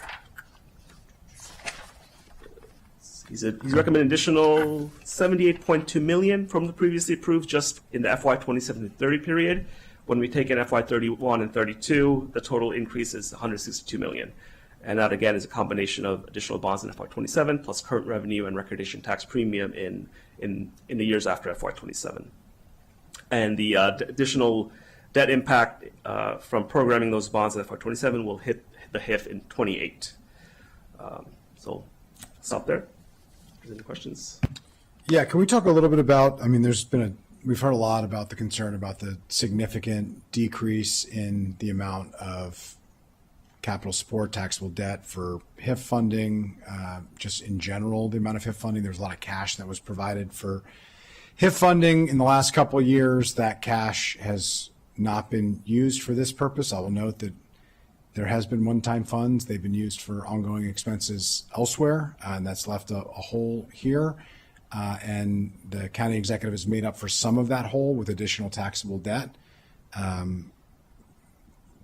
Basically 64 million of that. It was 22 million approved in taxable debt. The recommendation was 86 million in the CIP that came over to us in March, and now it's dropped again to 64 million, which is a significant drop from last year, right? So just to clarify, it's what came over in March is 64 million more than what was in January.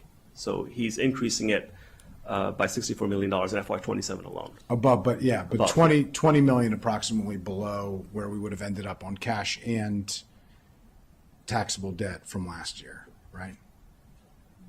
No? No, it's an overall increase. It's an overall Can you get your mic towards An overall increase Yes. of cash plus taxable debt? So in that particular project, there was 22 million that was programmed for 27, and then there was an influx of loan repayments that came into the project, just over $10 million, and the CE added the 64 million in taxable debt for that project in March. Okay, I mean, So I the understand cash what you're hasn't saying gone is down. technically true, but the total amount provided for affordable housing projects, cash and taxable debt, last year to this year, what's the delta? Oh, that's a different question. And that was the question. It's the are same you- question because it's a question that I just asked. It's a different one that you just answered, but it's the same question I just asked. Are you talking overall or just in the AHAP project? Well, you can share both, but I was asking generally. In general, I can get back to you. We do have a spreadsheet that shows the crosswalk from what was approved last year to what's been recommended this year through March. I could share that with staff. That would be great. Yes. That would be great. But there was a, for this particular project, there was an increase from January through March. Okay. Everything that I have looked at and everything that we have heard, which is consistent with what I have looked at, is that there is a drop in the amount of support. Now, before there was a lot of cash-funded support for affordable housing programs, and there isn't cash support for those affordable housing programs. The county executive has made up for a chunk of that gap, and I appreciate that, in taxable debt, an increase in taxable debt that he is recommending, but not to make it whole to at least the level that we were at last year. I mean, Director Bruton, we even talked about this, it doesn't meet not only the pipeline that you have, but not even the maintenance of effort of what we have done in previous years, in the last, couple years, in order to, provide the loans that we had for the projects that we need.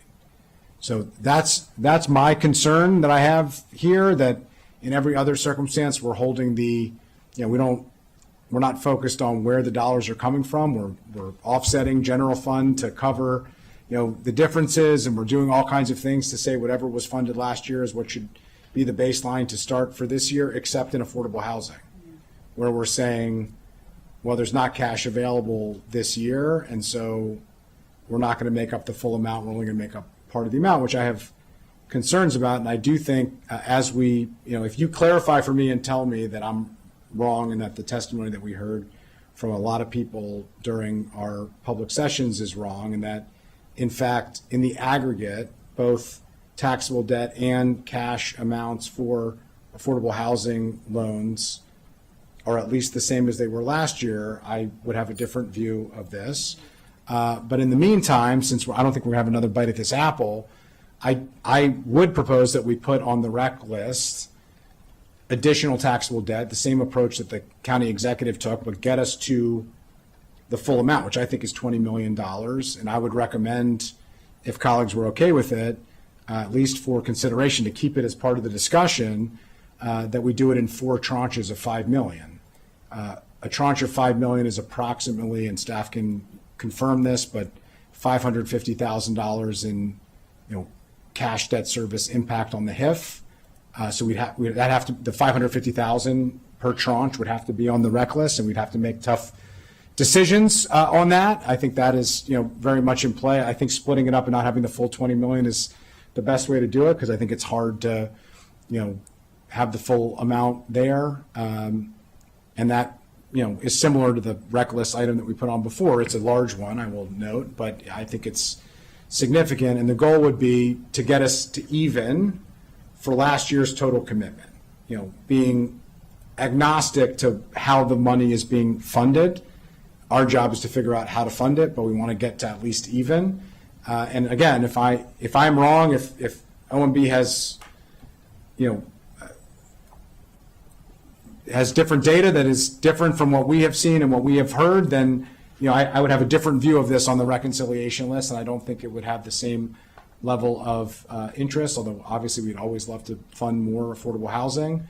But I think at least from my perspective, if our goal is to at least say we're getting to parity with last year's level of effort on our priorities, affordable housing is a huge priority, and I don't feel like we're at level of effort personally, from what I've seen.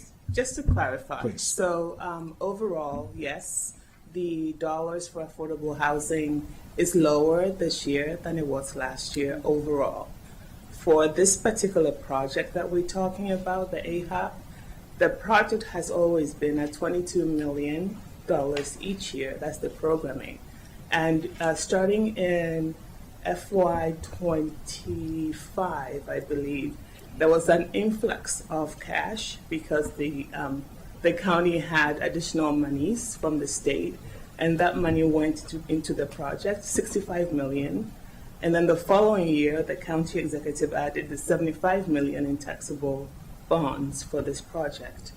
So he's done an increase in this project overall over the years from the initial $22 million that's normally programmed in this project. Yes, and in every other circumstance, this is exactly the point that I was trying to make, and I appreciate the clarification. We have used last year's standard level of effort on our priority areas as the basis for what we were intending to do. And in this case, we're setting a different standard. And my point is, I'm not saying it shouldn't go on the rec list. It should go on the rec list. It's a new cost. But I think we should at least consider being level of effort on affordable housing and see how that fits into the broader priorities. We may not be able to fund it in the end. It may be too challenging for us to do, but ultimately I think we shouldn't decide to at least put it in the mix and put it under consideration along with the other priorities that folks are talking about. I support the Excel Beyond the Bell that we did earlier and think it would be great if we're able to do it, but that is a program enhancement. What we're talking about here is the level of effort on affordable housing year over year, as you just confirmed Right. for us. So for 26, for this year, if you look at the amended project, there is $10.1 million extra in 26 that came from loan repayments for this particular project. If you add that to the 64 million, that gets you to the increase that happened last year, which was 75 million in this project. So But 75 million was the increase, or 75 million is the net? Because 75 million was the increase last year. above 22. Right. And then this year we had 10 million that we programmed in 26, and then additional 64 million in 27. So that's 74 million, which is on parity with last year. So in the March amendment for the PDF, you will see the 10.1 million increase under the column of the FY26. So if you look at only the FY27 amount, you're kind of missing that 10.1, and I think that's what Ms. So Anita was you're trying to saying the explain. 10 million is forward funding really for FY27 that was being loan repayment for 27? I'm just trying to understand Well, the point that you're no. making. What we normally would do is we would wait to get loan repayments from developers and then program it in the project in the budget year. Right. This year we programmed it in FY26 because DHCA had, I believe, some projects that they wanted to fund in 26. And so the agreement was to put that 10 million in 26 to fund those projects. And then we had the increase in 27 of the 64 million. If we had followed precedent from previous years, we would have programmed the 10 million in FY27, as we've done in previous So you're years. saying that covers half of the 20 million gap? I'm saying that it Or gets all of us that? to the 74 million the 75 million that you're talking about. The increase last year is the same increase as this year. It's just in 2 different fiscal years. Yeah, the issue that I have is you're double subtracting the 22 million. We were double counting before, and at least by my math, the 76 million is the total amount, which includes the 22 million. Or you're saying it's on top of It's that? on top of, because the program in 27 is 86 million for 27, and then there's the 10 million for the same project in 26. So it's 74 million So it's 86 plus 22 million plus Yes. 10 million? No, it's 74 plus 26 plus 22. So it's 64 plus 10 plus 22? That's what you're saying? Yes. That's what it is. Okay, is that the same math? I just want to make sure we're all on the same page here. We want to avoid the issue. I appreciate the clarification. We've got the green shades here at the table, which is helpful. The confusion is the we appreciate 10.1 it. million in 26. It looks like it's showing up in 26, but it won't be spent till 27. Is that correct? Part of it may be spent in 26. We have affordable housing preservation and production projects that close throughout all 12 months of each fiscal year. And in order for, let's see, we know we have 30 projects. This is going to be our biggest year, the county's biggest year ever. If you count just county dollars on those 30 projects, we will have closed loans in the realm of $186 million. $10 million more if you count federal funds. And that will produce or preserve over 2,400 units. So biggest year ever. Part of the reason that we asked OMB to, and I don't know the technical terms as well as Ms. Arietta, to program the $10 million we've already received into FY26, because otherwise one of the projects that is predicted to close really close to the end of in June, really close to the end of the fiscal year, we would not have had enough. We would have been short like $2 to $3 million to close that, and so that's why we requested OMB to program it back into 26 so we can make sure to close that project. So that's why you got the extra 10.1 million. Right, and Basically forward funded what would have normally just been sent over here in FY27, and you would have said, this is loan repayments, we've already received them, but you're not going to program them until July 1st. Okay, I got that. Here's what I'm trying to understand, the math, that math is not mathing for me, and maybe it's just that I'm not good at this. FY26, unless I'm mistaken, it was 102 million here, approved, Last May. 102 million, correct? Yep. Okay, so that's 22 million plus 80 million. Is that correct? Okay. All right. So catch me up to the math to get to 80 million. The 10 million gets us 10 million. I'm just trying to understand. My goal here is to make it whole, to say at least, we should put on the reconciliation list to get back to the level of effort from last year. And if we can figure out a way to do it, I believe we should. If we can't, we can't. But if you're saying, Andrew, your math's wrong, it's not actually the 20 million that we had been thinking about, then I'm open to changing that number. But I'm having a little trouble understanding why the math is wrong. So help me understand this. We can talk with county council staff. I do believe that the 102 million that's listed here is not just for this particular project. So the council staff number is wrong. I think, tell me if I'm wrong, but I think what you mean is that the 102 million listed by OMB also includes the 2.something million, 2.2 million for the Common Ownership Community Revolving Loan Fund, COC Loan Fund. And so the total number really for production and preservation is 99.8 million. Yeah, I think we can provide clarification. Yeah. Okay. Yeah. Well, Let's do that. it should be listed in the way that actually reflects how the request is coming over. So I do think we should work on that. I appreciate the clarification. So that, let's round it up to 100 million, just for right now, for all intents and purposes. So that would mean instead of 102 million, it's 100 million. Is there any other funding that's embedded in here, or you think the 100 million is the right number? I believe we can go with your 100 million. 100 million is right. Okay. And you'll confirm that. I'm not holding you to that, and I'm not going to give you a hard time about that. I appreciate it. Okay, so let's assume it's 100 million. 22 million has been the annual baseline, and then we have increased that significantly in recent years. If last year we had 100 million, this year we're at 86 million.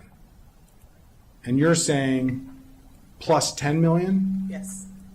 So it's really 96 million? Yes, So in order to get whole, it would be 4 million? that's right. Okay. Well, I would say, I want to confirm that, and I think my intent would be for us to at least be whole. But at the very least, we need to, I believe, put the 4 million in additional taxable debt, which is the same approach that the county executive took, on the rec list, just to increase that number slightly to at least get us to whole. And I would like confirmation, because I will personally change the number, not the interest of making it whole, at full council if it turns out that number isn't accurate. Yeah. So just to clarify. And then I want to hear from colleagues. I'm just giving my own personal perspective here. The 4 million taxable bonds, it's not cash. It wouldn't go on a rec list that would compete with the general fund. You can do it a straightforward CIP amendment if the committee would decide today, and would just add $4 million to FY27 to get to that 100 million number. So it would not go on the rec list. It would not be a general fund issue. The debt service would hit the general fund in FY28, so it would be next year's budget issue. But for purposes of today, if you wish to add 4 million taxable debt to the CIP project in FY27, it's a straightforward amendment that the committee can recommend to the full council. I would personally recommend we do that, and then if there's additional information that doesn't get us to our full number, I might make an additional Right, motion at correct. full council, but, to do the 4 million, I would be, comfortable doing it here. Let me turn to the council president and to Councilmember Joanna. I'm just gonna say I agree with the chair and in agreement. That's all. Councilmember Joanna. Appreciate the conversation. Obviously want to see the exact numbers as well. And we talked about this a little bit when we met about where the 99.8 was coming from vis-a-vis what the advocates were talking about and how that jives. So I think this was good to get to a place, if we can confirm those numbers, what the differences were. This is more to council staff, I think. So to increase the taxable debt and to put more into the CIP, I'm going to put on my chair of education and culture hat here, that we have a massive hole in the CIP, which is worse than the budget hole, the operating budget hole. So just to be clear, I'm all for additional affordable housing. I proposed an amendment to increase the spending affordability guidelines, which we would have to do to address any of this hole as we head to the end of this budget process. That amendment failed. I just want to make sure we're clear. It's great to say we want to add it, but we're going to have, there's no way to even meet it because we have even at the CE's of spending affordability, there's still a $400 million gap with the CIP. So I just want to make sure, could you just speak to that? That's a great point. There is a distinction between what our GO bond limit is under SAG, which are tax exempt or tax favored bonds, and a difference between those and the taxable bonds we're talking about today in the HIF, which are supported by the debt service from the HIF operating budget. So as opposed to the full faith and credit of the county for GO bonds. So these taxable debts, taxable bond, HIF bonds for affordable housing are not counted towards the GO bond limit under SAG. They do have a debt service cost, just like our GO bonds, but this debt service is paid from the HIF through all of its various revenue sources. And that would come out, as you said, in 28. And do we have a sense of what that number would be? It would be just under $400,000. If we're talking about adding 4 million, it would be like just under 400,000. So it's about 100,000 per million ish. Just about slightly over. We're looking at 5%. 5%. Yeah. So just for additional information, like this year, 27, the debt services number is about 23 million. And without any additional number put in the rec list, right now for FY28, we would have to pay 28 million. And this recommendation would take it to 28 million Plus. 400. 0.4, right? 0.4, yes, yeah. right. So we're already paying that, yeah. But that would be in the following year. So obviously it's an operating budget consideration For FY28. for 28. Got it. I'm fine with it. Okay. Let's move forward with that. It would be helpful for us all to get on the same page to avoid the, different calculations happening here and charts not showing different things and thinking they show something. And I just think all of us getting on the same page would be helpful. At the very least, we have that recommendation as part of the HIF, which won't go on the reconciliation list. I do think if we go beyond this, my recommendation to colleagues just, is that we should target what we funded. Yeah, in FY26. if there is a larger number, if we're missing something, if this 4 million does not cover to make us whole. And my only question to colleagues, and I'm just being nitpicky here, is do you want to make it 4.2 million or just keep it at a clean 4 million? 4.2 would be the whole number. 4 million is an even number. I think 4 million is fine. Okay, 4 million just to make it even works for me. I'm not going to nitpick on that. But please do, if council staff, DHCA, and Ms. Salem and OMB can get together and finance and get together and just make sure we're all on the same page, that we are whole on level of effort from last year to level of effort from this year, because I do think it's important that we at the very least maintain our level of commitment on this, even in a tough budget year, and be consistent on affordable housing as we have been on every other item in the budget in the way that we're treating it. Okay. We can do All that. right. Thank you for the discussion and the back and forth. Appreciate it. And thank you to colleagues for support on this.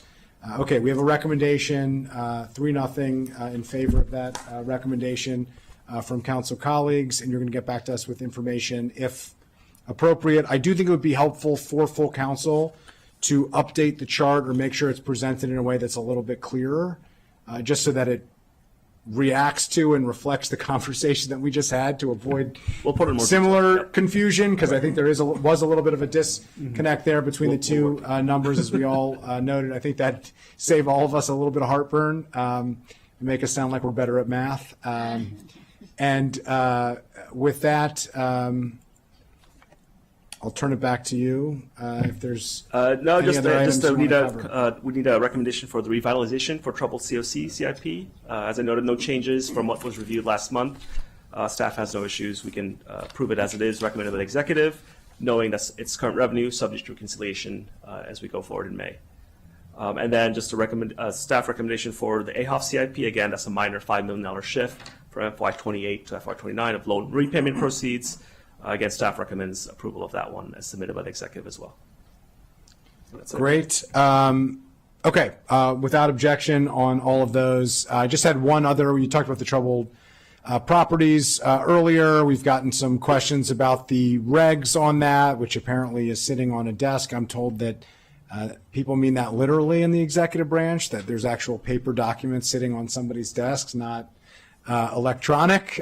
So literally sitting on someone's desk. Could you give us an update on where things are with troubled property regs? Sure. DHCA transmitted the packet to CEX on January 23rd, 2026. And OMB needs to supplement with the fiscal impact statement, and they were busy with the budget.